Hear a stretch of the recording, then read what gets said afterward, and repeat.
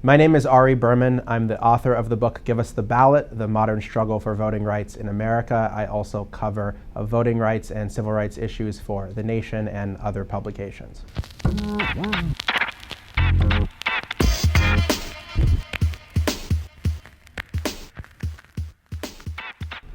So the Supreme Court overturned a key part of the Voting Rights Act in 2013. And as a result, the 2016 election is the first presidential election in 50 years without the full protections of the Voting Rights Act. What that means is new voting restrictions are in place in places like Texas and Ohio and Wisconsin and North Carolina. And these are things like eliminating same-day voter registration, for example, the ability to show up, register, and vote at the same time, cutting back on early voting, the amount of time that you have to cast a ballot, requiring strict IDs to vote. In Texas, for example, 600,000 registered voters don't have strict forms of government-issued ID. And in Texas, you can vote with a handgun permit, but not a student ID. Disenfranchising ex-felons. People can't vote even after they've served their time and have been released. These are the kind of restrictions we're seeing in 2016.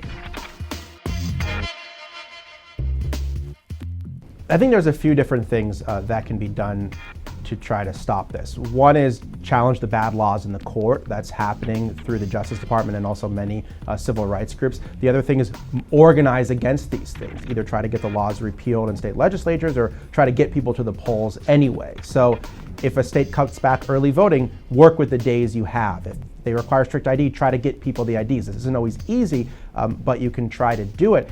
In 2012, we saw something of a backlash to the backlash, where people were motivated more to vote because of these voter suppression efforts, and we actually saw higher black turnout in swing states like Ohio. And the other thing I think is there's a lot of things we can do to try to make it easier for people to vote. I think there's a lot of things we can do to change the laws for the better, to make it easier to register, to give people more time to cast a ballot, to automatically register people to vote, which is what Oregon and California are doing. So I don't think we're lacking for good ideas. I think in many states we're lacking for the political will to actually implement them.